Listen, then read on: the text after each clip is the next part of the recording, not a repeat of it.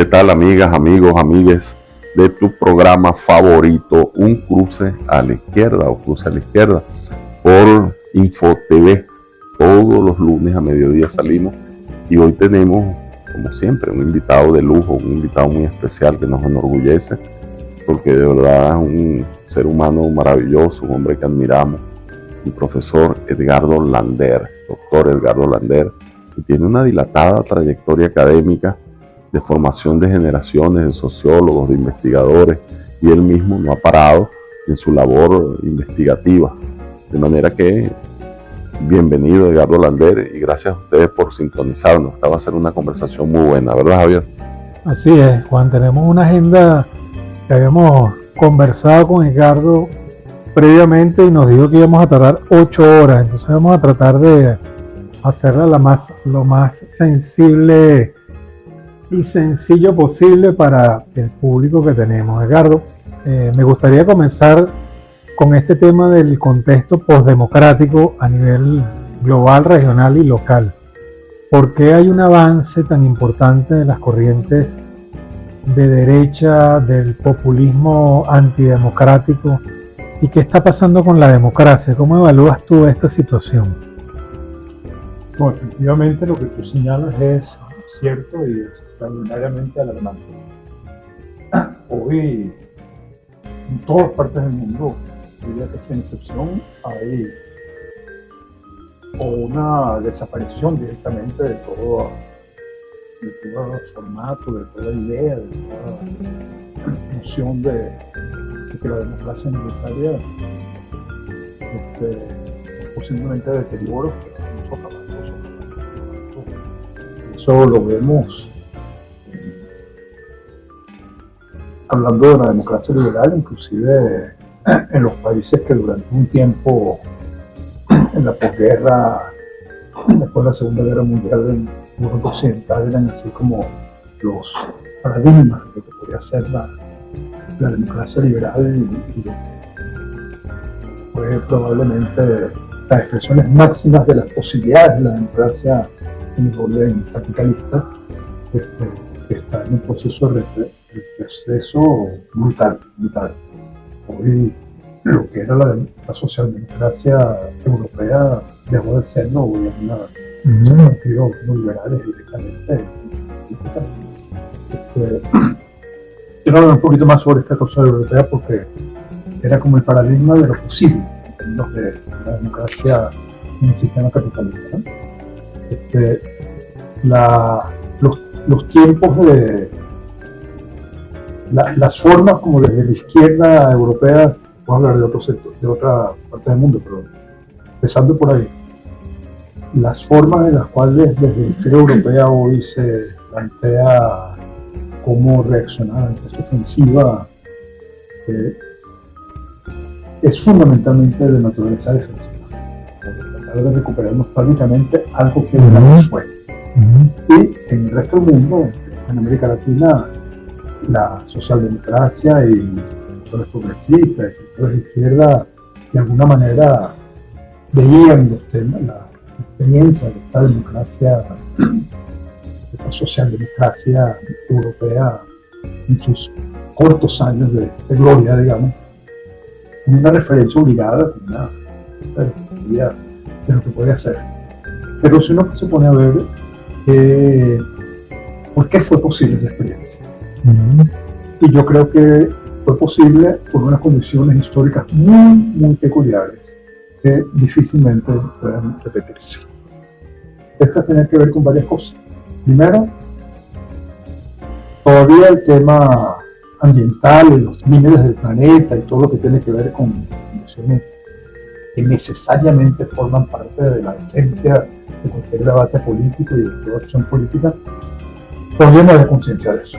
Todavía se vivía en la ilusión de crecimiento sin fin, de la posibilidad de seguir adelante con niveles de consumo crecientes, etc. Y eso tiene consecuencias muy grandes.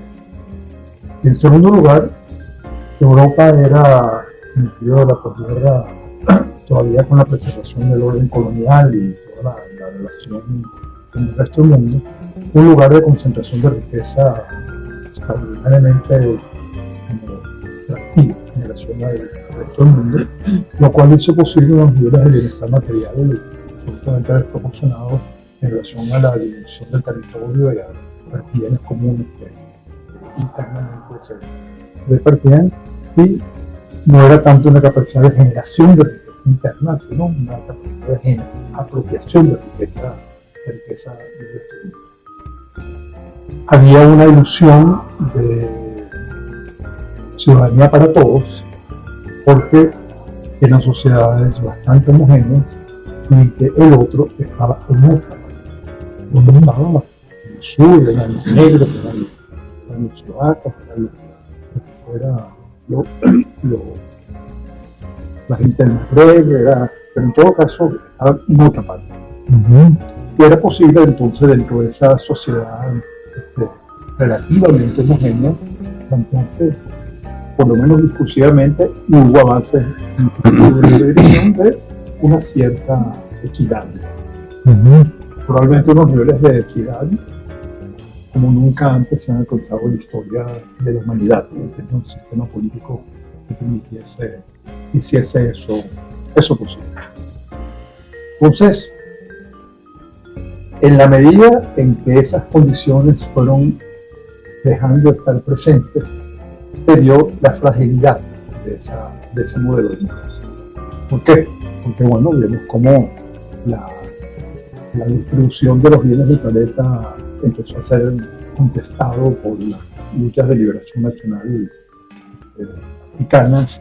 Vemos la emergencia del bloque socialista en competencia con la competencia con este orden capitalista, que es una dimensión también muy importante de por qué fue posible la construcción de un consenso bastante generalizado en las sociedades europeas en relación a gasto social, políticas sociales, educación, salud, fomento de la organización sindical, etc.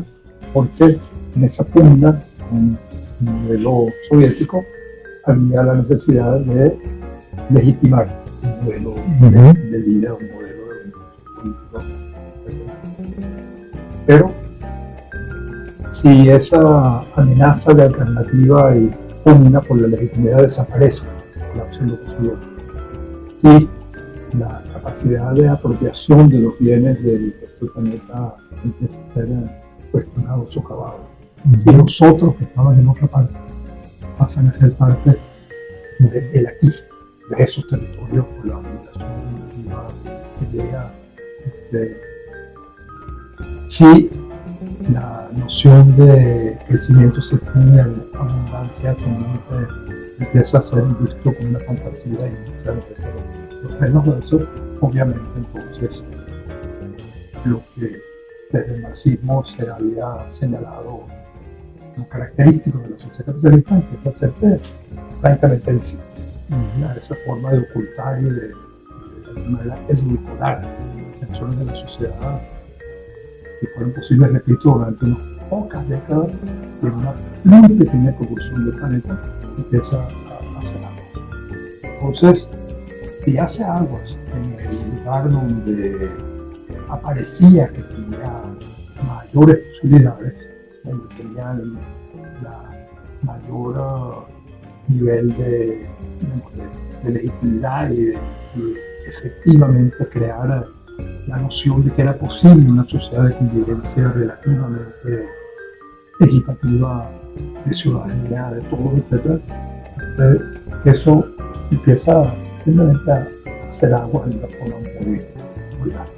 Fíjate, Edgardo, eso me lleva a mí a preguntarte, disculpa Juan, que le repregunte el tema de que pareciera entonces que el discurso de la izquierda socialdemócrata y de la izquierda también marxista-leninista después del derrumbe del campo soviético y luego de la imposibilidad de mantener el estado de bienestar en los mismos términos que se mantuvo en ese corto periodo de tiempo en términos de historia de larga duración, la izquierda pareciera que está ahí también jugando un mal papel en este declive de la posibilidad de continuar con el proyecto del estado de bienestar, la modernidad y la democracia, con inclusión social en los términos como se había definido en ese momento.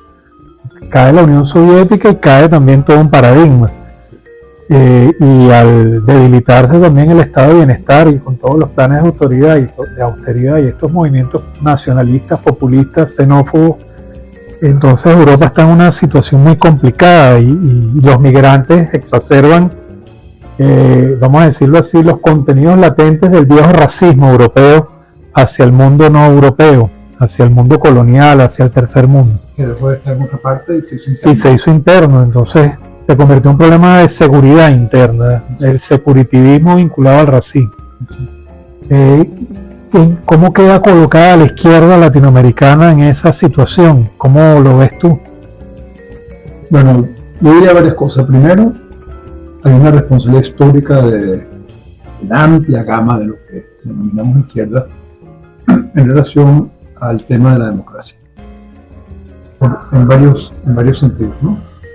Por una parte, la forma en la cual desde vertientes muy dogmáticas y muy doctrinarias, en lugar de entender esas experiencias de democracia como producto de largas luchas de trabajadores, de luchas por los derechos, por luchas por las movilizaciones y conquistas de paso a paso de diferentes condiciones de acceso a tener posibilidad de participación en las decisiones de la sociedad, en esa forma maniquea de caracterizar socialismo, capitalismo, bloque soviético, bloque imperialista, hubo una caracterización de esa democracia como la democracia burguesa, como la democracia formada, y como que sí, esas conquistas, esas muy importantes conquistas históricas, que no fueron dádivas de nadie, sino que fueron producto de largas luchas, de décadas, de siglos inclusive, como que eso no significara nada. Y fuera simplemente esa visión maniquea de democracia burguesa, democracia proletaria.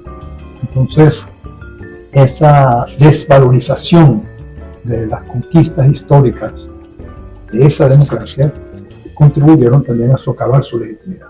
Y eso es una carga histórica.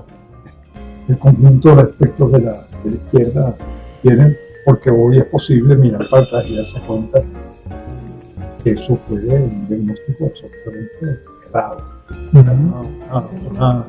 Una violenta expresión de un dogmatismo, repito, maniqueo, de caracterizar en bloque el capitalismo como la síntesis de todas las perversiones posibles, y no entender los procesos históricos de construcción de los tejidos de la sociedad, de las organizaciones sindicales, de lo que significó el movimiento obrero, de lo que significaron las diferentes demandas de los sectores, que fueron de alguna manera transformando la propia lógica de funcionamiento del capitalismo en muchas dimensiones, ¿no?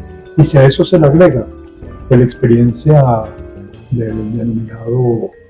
la denominada democracia proletaria, sin excepción, terminaron siendo experiencias de negación de la democracia y de imposición de modalidades autoritarias de Estado-partido, mecanismos de represión, de exclusión, de negación de la diversidad, de la pluralidad, etcétera, etcétera. Nos encontramos con que hay una corresponsabilidad muy grande de esta tradición, de la izquierda, del socialismo, etcétera, en relación al tema de la democracia, lo cual coloca hoy como uno de los retos fundamentales de quienes quieren pensarse en una lógica de transformación de la sociedad, de trascender el capitalismo, de replantearnos lo que entendemos como democracia, es necesario como reto, cuál es el discurso, cuál es la práctica, y por otra parte en un contexto también donde por razones muy obvias hay una desconfianza tan grande en el Estado. El Estado juega un papel absolutamente neutral en estas experiencias de democracia,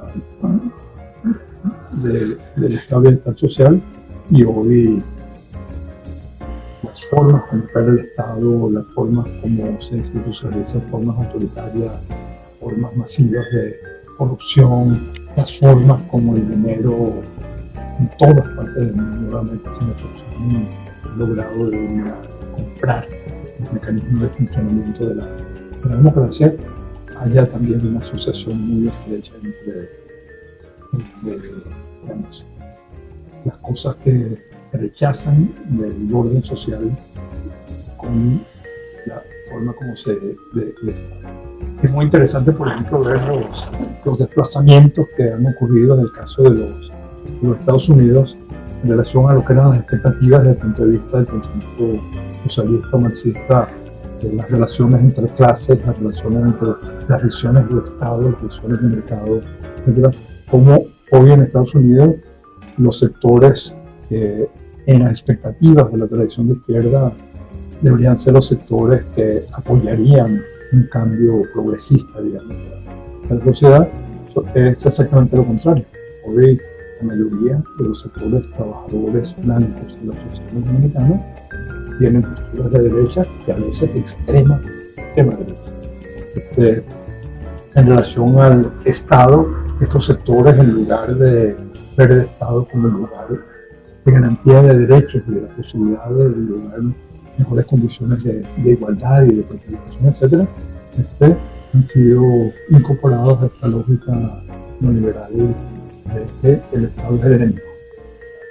Es correcto. El Estado no es una solución, sino es la causa del problema, es el problema. Vamos a ir, Edgardo, a identificar a la plataforma a la cual nos estamos comunicando. Ya regresamos, amigos y amigos, aquí a tu programa Cruce a la Izquierda. Infocifrastv.com, vamos para arriba. Subimos 613.417 puestos en el Global Ranking Mundial de las páginas web. Y todo eso gracias a ustedes, los lectores de Infocifras TV. ¡Vamos para arriba! Seguros Constitución, 34 años innovando en seguros. Seguro Constitución, 34 años en el top 10 de las mejores aseguradoras de Venezuela. Seca Consultores, compañía anónima, 28 años, número 1 en bancos y seguros. Seca Consultores, compañía anónima, el mejor aliado de su marca para crecer. Asistanet es asistencia médica primaria.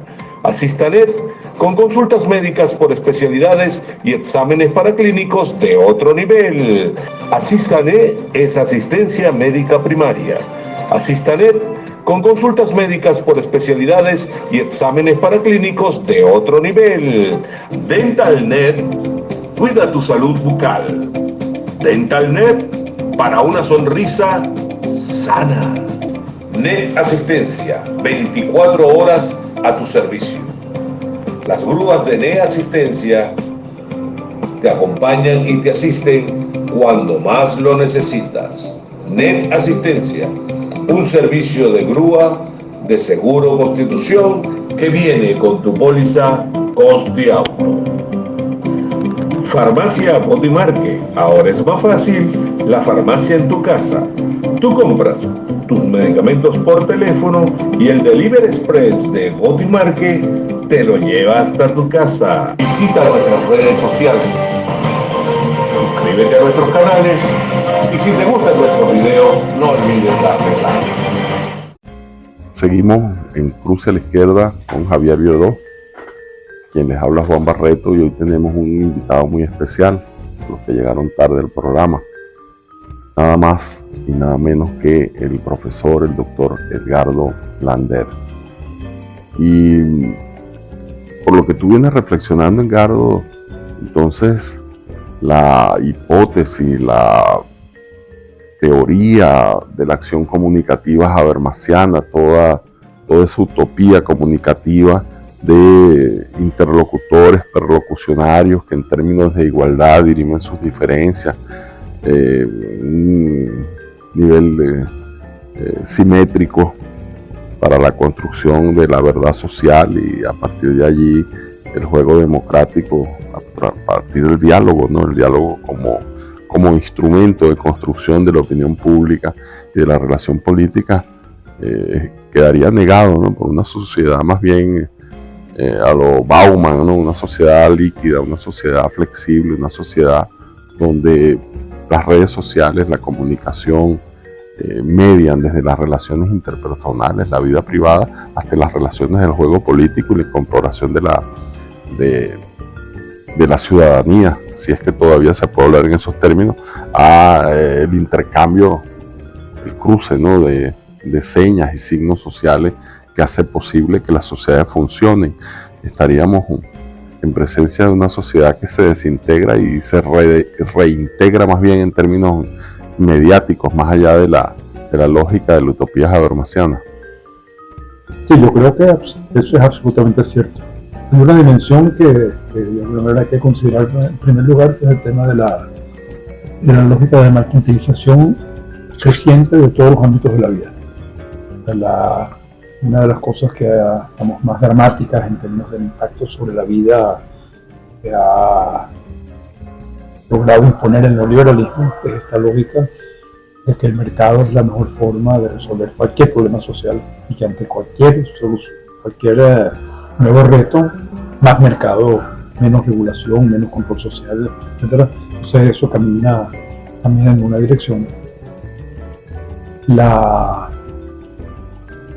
extraordinaria tendencia hacia mayores niveles de desigualdad que operan hoy en todo el planeta, inclusive en países como Rusia o China, que en un tiempo tuvieron unos niveles de igualdad mucho mayores que los que existieron nunca en el capitalismo, hoy tienen unos niveles de desigualdad a veces inclusive mayores que muchos de los países capitalistas.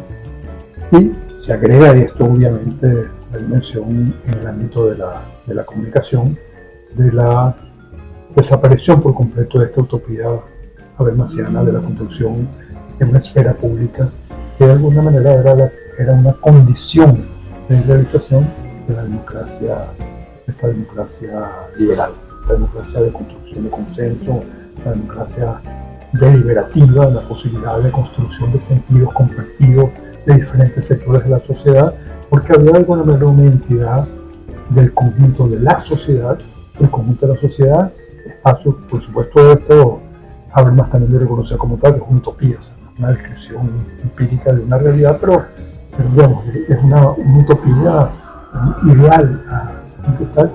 Esa utopía no solo está más remota que nunca en el aspecto práctico, sino que ha desaparecido también del discurso. La confianza en las posibilidades de democracia deliberativa hoy en el mundo son casi inexistentes. Y a esto se le agrega obviamente las transformaciones tecnológicas que han ocurrido en este siglo, o sea, como en lo que va del siglo, a partir de la creación de Google y de las otras empresas que representan esa lógica de las redes sociales y esa lógica de construir las relaciones entre los seres humanos, no a través del contacto cara a cara y lugares de encuentro, sino por el contrario, lugares de encuentro por la vía de internet y todos los mecanismos estos que han tenido un impacto extraordinariamente potente en la fragmentación de la sociedad, en la creación de silos, en la creación de ámbitos separados, la creación de mecanismos mediante los cuales se programan la operación de estas redes sociales y el funcionamiento de estas empresas como Meta, en las cuales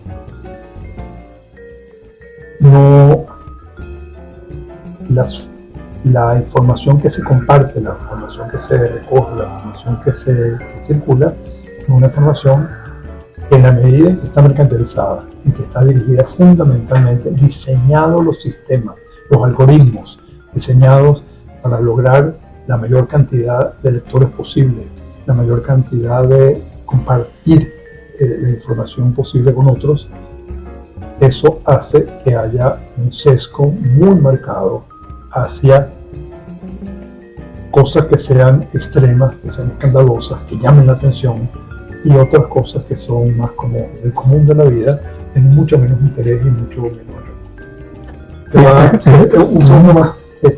Y una cosa que opera en estos algoritmos es la forma en que si una persona tiene posturas, digamos, extremas en relación a los migrantes y el racismo, etcétera, etcétera, entonces le empieza a llegar información extrema sobre el aborto, o le empieza a llegar sobre... Que apuntala, justifica y valida, ¿no? Se va como construyendo en los siglos una sociedad cada vez más fragmentada en que se vive en universos paralelos.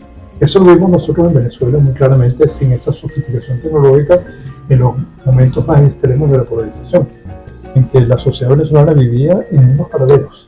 O sea, para una gente la información los debates no eran sobre opinión, los debates eran sobre qué pasó, y para una parte de la población lo que pasó fue una cosa, y para otra parte de la población pasó lo contrario.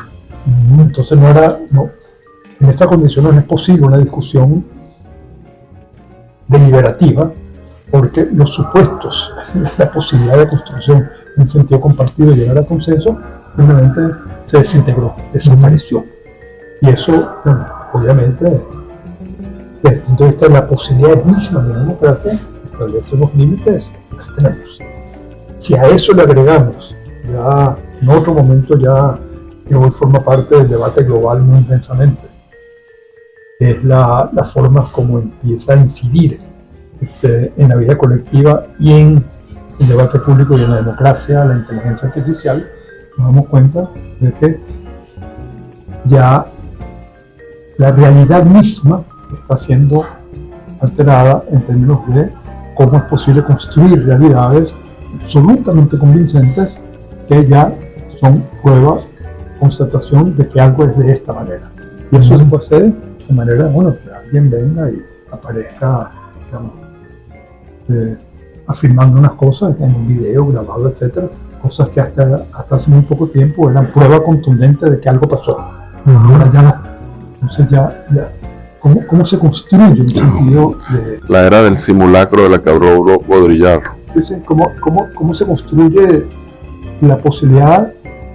Una de las cosas que es condición de la democracia es realmente la posibilidad de la confianza, la construcción de ámbitos de confianza. Pero si no hay confianza en que los datos de la realidad sean creíbles, entonces que cada quien vive en una burbuja perceptiva y cada quien tiene derecho a pensar lo que quiera, a decir lo que quiera. Entonces, bueno, eso es, digamos, ya... ¿Cuáles son los retos de construir la democracia en esas nuevas condiciones? Eso, hoy nadie tiene respuesta para eso. Ya venimos aquí en Cruce a la Izquierda con Edgardo Lander. Infocifrastv.com, vamos para arriba. Subimos 613.417 puestos en el Global Ranking Mundial de las páginas web. Y todo eso gracias a ustedes, los lectores de Infocifras TV. ¡Vamos para arriba! Seguros Constitución, 34 años innovando en seguros. Seguro Constitución, 34 años en el top 10 de las mejores aseguradoras de Venezuela. Seca Consultores, compañía anónima, 28 años, número 1 en bancos y seguros. Seca Consultores, compañía anónima, el mejor aliado de su marca para crecer. Asistanet es asistencia médica primaria. Asistanet con consultas médicas por especialidades y exámenes paraclínicos de otro nivel. Asistanet es asistencia médica primaria. Asistanet con consultas médicas por especialidades y exámenes paraclínicos de otro nivel. DentalNet, cuida tu salud bucal. DentalNet, para una sonrisa sana. Net Asistencia, 24 horas a tu servicio.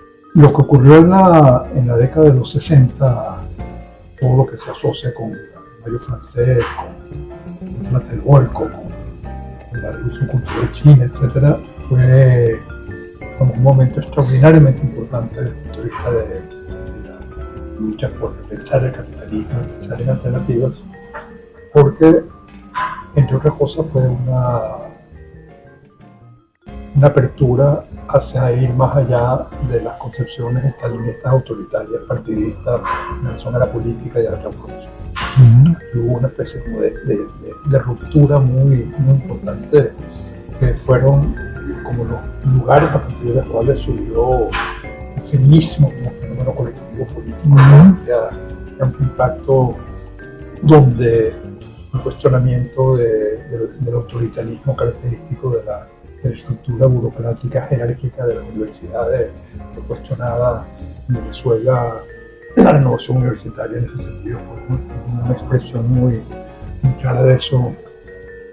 Nos encontramos con que todo el tema de los límites del planeta, el tema ambiental, las relaciones de la humanidad con el entorno natural incorpora la conciencia colectiva. Entonces, bueno, ahí hay un cambio extraordinariamente importante, ¿no? Pero es un cambio en un contexto que está también lleno de contradicciones, porque hay tendencias que operan en una dirección y otras que operan por el contrario, ¿no? Porque los imaginarios del socialismo y de la toma del poder siguen estando presentes en un amplio sector de la izquierda. Y en particular en América Latina, la Revolución Cubana tuvo un impacto muy fuerte. Toda una generación que se politizó en el contexto de esa experiencia histórica, y sobre todo de la forma en la cual se narró, más que la experiencia histórica en sí misma, en términos más de detalle de cómo ocurrió y por qué ocurrió. Una de las cosas que yo creo que es muy importante ahí es la mitología de la lucha guerrillera. La forma como se presentó al mundo la experiencia cubana apareció como que si un grupo de guerrilleros muy pequeño hubiese de alguna manera logrado derrocar una dictadura, y ese imaginario muy reduccionista, muy distorsionador de cómo fue efectivamente el proceso de lucha contra Batista, el papel de los estudiantes, el papel de los sindicatos, el papel de sectores medios, de una sociedad que se organizó en diferentes maneras, fue reducida en esta narrativa a un grupo de guerrilleros que llegó en Granma. Entonces, el impacto de la Revolución Cubana en buena parte de la izquierda latinoamericana fue el impacto de una distorsión, de una narrativa sesgada, reduccionista, que presentó un cuento que no se parecía demasiado a lo que había efectivamente ocurrido, ¿no? Pero de todas maneras tuvo un impacto muy claro, muy grande. La experiencia de Chile llevó a, primero, esa gran expectativa de que era posible pensar en un socialismo democrático, algo que en discursos estaba presente siempre de alguna manera, pero que aparecía como que en una constatación histórica de que efectivamente podía avanzarse hacia dar paso para trascender el capitalismo por una forma democrática de consenso, de construcción de sentido, etc. Y ahí todos los peores temores de esa palabra que está hoy tan manejada como si fuera una especie de cosa del pasado, la noción de imperialismo, que se hizo presente con mucha fuerza y poniendo límites estrechos, ¿no? Ahí en América Latina se armó entonces una discusión muy fuerte. Ahí las reflexiones de Norbert Lechner sobre eso fueron interesantes. en el sentido de que ante esa ofensiva de los regímenes militares que siguieron, sobre todo en el caso de Chile y el caso argentino, hubo una como remirada de lo que habla Lechner de la relación entre democracia y revolución. Cómo empieza a reconocerse que a pesar de que esa democracia que se perdió era una democracia burguesa, capitalista, era una democracia donde la gente vivía en su casa y dormía tranquilo sin que llegaran unos milicos tocando la puerta de la mitad de la noche para llevar sorpresa, capturarlos o montarlos en un avión y matarlos. Y de repente esas cosas que aparecían como formales son reconocidas como importantes, no formales, las condiciones mínimas de la posibilidad de la vida, inclusive. Entonces, ese jamaquear, digamos, yo creo que fue extraordinariamente importante para repensar la democracia. Por otra parte, un acontecimiento que yo creo que es muy importante para los diferentes momentos de hacer la conciencia colectiva de las juventudes, de las nuevas generaciones, de los sectores progresistas y democráticos, fue el derrumbe del bloque soviético. El derrumbe del bloque soviético, cuyas consecuencias para la izquierda y las consecuencias para los movimientos sociales y para la lucha, tuvo consecuencias contradictorias y ambiguas. Por una parte, el discurso que desde la izquierda fue más generalizado fue la idea de ese campo global de pugnas en las cuales la existencia de dos bloques permitía, el tercer mundo permitía de alguna manera conjugar entre los dos y habría como brechas, como una mirada nostálgica de esa época para pasar a una época del siglo americano y de la lógica de posición imperial única en todo el planeta, pero simultáneamente hay otra cosa que fue un efecto extraordinariamente emancipador de las luchas sociales, que fue quitar el enorme peso que significaba el bloqueo de la imaginación transformadora, en la medida en que la imaginación transformadora estaba limitada a el socialismo basado en esos términos. Entonces, quitar ese peso en una especie de lápida muy sólida, muy pesada, impidía pensar en una alternativa, fue un efecto extraordinariamente emancipador. Lo que ocurrió desde el punto de vista político e ideológico en los foros sociales mundiales en ese sentido fue extraordinario, porque en un momento donde había el colapso de la alternativa histórica real como el socialismo, en que los partidos de izquierda en todas partes estaban como aplastados, sin salida, deteriorados, debilitados, etc. Empieza a surgir otra forma de hacer política, una forma de hacer política que se desprende del estalinismo, que empieza a pensarse en la política en términos no de una utopía, de un futuro ideal por el cual hay que luchar y tumbar el Estado y hacer otro Estado, sino en la construcción del futuro en el presente, en el día a día, en lo local, en lo particular, en cómo se van produciendo encuentros entre diferentes sectores que en el discurso ese monolítico del proletariado como el sujeto histórico estaba totalmente excluido de toda agencia política cultural. Ocurren cosas así. A mí hay una anécdota que me parece muy ilustrativa de este tipo de fenómenos, que es precisamente tú mencionaste a Seattle. En Seattle, dos de los sujetos o sujetas importantes en esa extraordinaria movilización fueron, por una parte, los camioneros, por otra parte, organizaciones de mujeres. Y de repente, el encontrarse en el mismo lugar frente a un enemigo común, unos camioneros patriarcales, machistas, absolutamente violentos en relación a las mujeres, y unas mujeres que habían hasta ese momento visto a esa cultura patriarcal como el enemigo a derrotar, de repente se encuentran que tienen un enemigo común y empiezan a crear asimetrías y paralelajes. A entenderse, a comunicarse, a hablar de gente que nunca había hablado, porque de antemano te empezó a hablar, ya eso estaba descartado, ¿no? Yo recuerdo como experiencia personal, por ejemplo, en los foros de Porto Alegre, cómo había tal diversidad de asuntos que planteaban diferentes organizaciones, diferentes grupos en relación al tema indígena, en relación al tema ambiental, en temas asuntos de mujeres, en la lucha del pueblo palestino. Ya, el tema que no se imaginaba, había un grupo de gente que estaba defendiendo eso.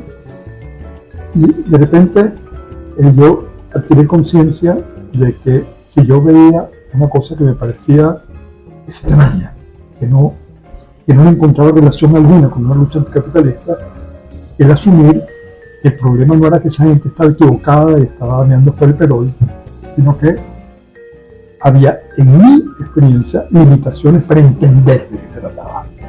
Entonces, ese clic de empatía por el otro, si yo no entiendo, es porque yo tengo limitaciones y tengo que tratar de entender. Claro, la autoconciencia de que la limitación la tengo yo.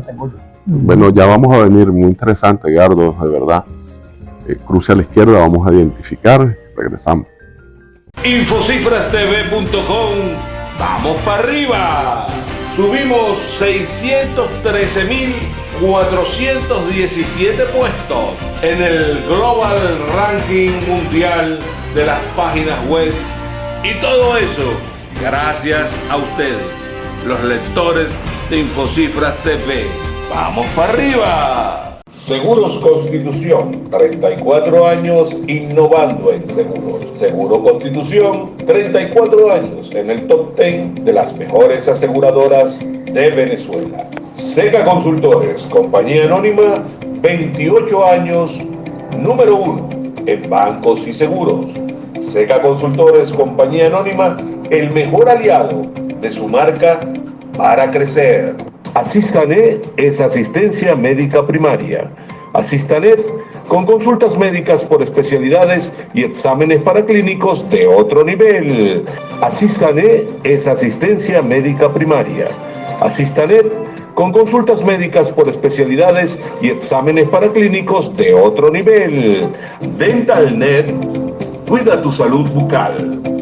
DentalNet, para una sonrisa sana. Net Asistencia, 24 horas a tu servicio. Las grúas de Net Asistencia te acompañan y te asisten cuando más lo necesitas. Net Asistencia, un servicio de grúa de Seguro Constitución que viene con tu póliza Constiauto. Farmacia Botimarque, ahora es más fácil la farmacia en tu casa. Tú compras tus medicamentos por teléfono y el Delivery Express de Botimarque te lo lleva hasta tu casa. Visita nuestras redes sociales, suscríbete a nuestros canales y si te gustan nuestros videos no olvides darle like. Y como suele pasar en estos programas, en el intermedio, en lo que llamamos el negro, las conversaciones a veces son tan interesantes como lo que estamos dialogando con ustedes. Estábamos conversando con Edgardo y con Javier, y estábamos conversando sobre la guerra proxy que se lleva a cabo en el terreno, en el territorio de Ucrania, entre la OTAN, encabezada por los Estados Unidos, Rusia y sus aliados. Una guerra que tiene que ver con la manera como el mercado, la lógica de mercado, decía Javier, ha penetrado la propia lógica de la política y la propia lógica de la guerra como continuación de la política. Queríamos saber, Edgardo, con qué se come este plato caliente que es la guerra Rusia-Ucrania y cuáles son las repercusiones para la realidad que esto tiene. Pregunta compleja. Implica muchos ámbitos, muchas dimensiones, muchas cosas históricas también que habría que caracterizar. En términos así como muy sintéticos, creo que en primer lugar es importante reconocer que en la guerra de Ucrania están dándose simultáneamente dos guerras. Una guerra que es la guerra más visible, la guerra sobre el terreno de Ucrania, que es la invasión imperial rusa con territorio exsoviético, con toda la violencia, con toda la masacre que está produciendo, con toda la arbitrariedad de un gobierno socialista o de progresista, de nada, sino un gobierno más bien de extrema derecha, el gobierno de Putin, y todo lo que implica en términos de, digamos, de la forma como sectores muy importantes de la sociedad europea en esta amenaza imperial. Ahí es interesante ver cómo las percepciones de este conflicto geopolítico son tan diferentes de continente en continente. Desde el punto de vista europeo, sobre todo europeo del este, la noción de imperio y de amenaza imperial a la soberanía, a la autodeterminación, etc., está directamente identificada con Rusia. Históricamente ha sido así. Desde el imperio ruso hasta la Unión Soviética, hasta las acciones recientes que ha actuado Rusia en el continente. Visto en América Latina es totalmente diferente. Para nosotros en América Latina el imperio es Estados Unidos. Entonces las lecturas que podemos hacer de lo que está ocurriendo ahí en ese sentido geográficamente son muy diferentes. Pero decía que hay otra guerra, y esa otra guerra es la guerra entre Estados Unidos y China por la hegemonía global. Y eso está en juego, es un detonante fundamental en la construcción histórica de décadas que ha conducido a esta guerra. Para sectores de la derecha conservadora, de los sectores militaristas más imperiales de los Estados Unidos, un consenso creciente de la sociedad norteamericana, esta noción de la nación elegida, el excepcionalismo estadounidense, el derecho de establecer la plena y eterna hegemonía de los Estados Unidos como gran potencia, la idea de un mundo que seguía por reglas. Resulta que las reglas son las reglas que se inventan de Estados Unidos como potencia imperial, y cualquier desvío de esas reglas impuestas por el imperio es vista como una amenaza a la democracia, a la paz, a la ciudad, a lo que sea. Hoy está pensada fundamentalmente en términos de China.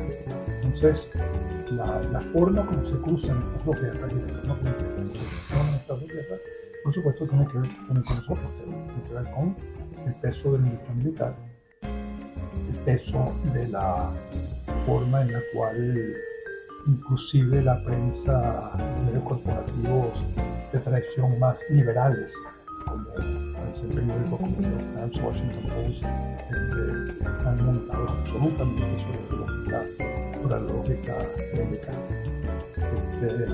La forma como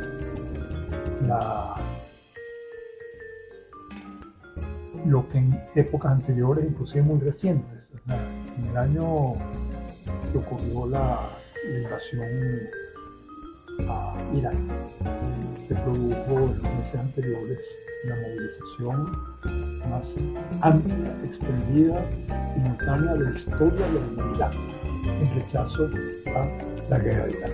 Cuando ya estaba anunciada, cuando ya estaba decidida, hubo movilizaciones en ciudades en todo el planeta en unas dimensiones nunca antes vistas en la historia de la humanidad. Un movimiento por la paz, un movimiento contra la guerra extraordinariamente potente que no logró ganar la guerra, pero sí logró claramente deslegitimar la guerra y demostrar su carácter imperial y su carácter absolutamente arbitrario, y que no tiene nada que ver con armas de destrucción masiva de una colectiva, como se demostró posteriormente. Parece mentira que 2 décadas después eso dejó de existir. Hoy no hay ninguna parte del mundo, un movimiento de paz, que tenga capacidad de siquiera rememorar lo que había sido la lucha por en contra de la guerra en términos mundiales. La izquierda europea en particular está profundamente dividida, profundamente desconcertada, está entre el discurso de la soberanía, entre el discurso racista, entre el discurso de miedo al imperio ruso, el caso de Finlandia y Suecia en particular son muy dramáticos porque han sido países que se habían negado a incorporarse a la OTAN, que habían reservado una política de no ubicarse en los bloques, una política de paz que tiene que ver con esa tradición socialdemócrata efectiva y real, a una situación donde hoy la mayoría de la población no solo apoyó el ingreso de la OTAN, sino que acaba de ganar en Finlandia un partido no solo de derecha, sino de extrema derecha, que va a estar tomando gobierno. Esos desplazamientos son muy graves. En cambio, la fundación rusa de alguna manera ha sido desde el punto de vista de los movimientos sociales de la izquierda un daño profundo porque ha fortalecido las posiciones más pro-OTAN, más pro-Estados Unidos, el sueño de una autonomía política, económica, cultural de la Unión Europea y salir de Estados Unidos. Y China de alguna manera está colapsando, dividiendo. Hoy hay, no solo por parte de los gobiernos, sino por parte de la mayoría de la población, una identificación con las políticas que guía a Estados Unidos. No hay rechazo a la subordinación de Europa a la dirección que le impone Estados Unidos a la OTAN. Hay un desplazamiento muy profundo desde el punto de vista político y desde el punto de vista cultural que va a tener consecuencias a largo plazo.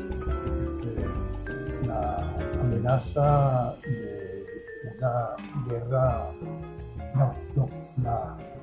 los antecedentes históricos de la invasión rusa, sin dejar de explicitar claramente que la invasión imperial a un territorio de lucha por su soberanía y una población en su gran mayoría rechaza las pretensiones rusas, no se puede entender al margen de décadas anteriores en las cuales Estados Unidos fue avanzando paso a paso a cercar militarmente y política y comercialmente a todo aquel que de alguna manera pusiese en riesgo su hegemonía. El avance del ingreso de los países de Europa del Este a la OTAN hasta llegar a acercar a buena parte de la frontera occidental rusa es muy claro. Las formas en las cuales uno ve un mapa de las bases militares, de las alianzas militares de Estados Unidos en Asia, de cómo el territorio chino está simplemente rodeado de bases militares que significan una amenaza territorial, una amenaza a la sobrevivencia económica de China, significa que hay una provocación permanente. Entonces, utilizando esa provocación como excusa, ocurre la invasión ucrania. Es igualmente álgido el tema de Taiwán, la forma en la cual Estados Unidos, a pesar de que sigue diciendo que está de acuerdo con la política de una sola China, que ha sido la base del acuerdo para la relación que ha habido durante las últimas décadas entre China y los Estados Unidos, lo dicen, pero de hecho lo que están haciendo es armar una base militar en gran escala en Taiwán como parte de su enfrentamiento a China.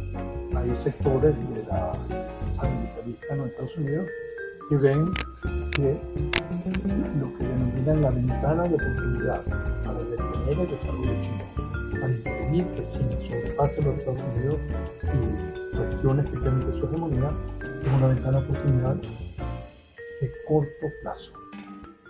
Y hay que cortarle el paso a China de que ya esa ventana de oportunidad desaparezca. Y por lo tanto, hay sectores que están absolutamente convencidos que es inevitable y necesaria una guerra contra Rusia. Entonces esas lógicas están, obviamente, estamos pensando en los temas del colapso climático y lo que significa los riesgos que en las próximas 2 o 3 décadas se den pasos irreversibles, catastróficos en relación al cambio climático. Y ahora nos encontramos con que nuevamente parecía una cosa de la década de los 50, una amenaza nuclear, realmente colocada sobre el tapete.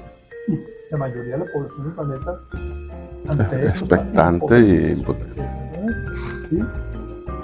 Con el control que hay sobre los medios de comunicación en un lado y otro lado, hay una construcción de pura ficción en relación a la guerra que hace que las posibilidades, porque aquí nos encontramos con los mismos temas que hablamos cuando hablamos de la democracia.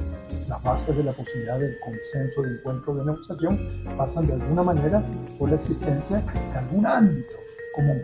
Esos ámbitos comunes directamente. Bueno, Edgardo, de verdad, buenísima la conversación. Quedan en el aire muchas preguntas. En el negro yo le decía a Edgardo que prefiere que te pregunte sobre Venezuela, sobre la situación ecológica del mundo, sobre la guerra. En fin, quedan temas que serían imposibles en un solo programa. Ojalá Edgardo tenga tiempo para que dentro de un par de meses tal vez puedas volver con nosotros un poquito más tiempo, podamos almorzar y conversar también de otras cosas, de otros temas. Le damos las gracias, Edgardo Lander, para ustedes, Juan Barreto, Javier Vierdó y el equipo de María y Wilfredo Rojas para servirles. Nos vemos.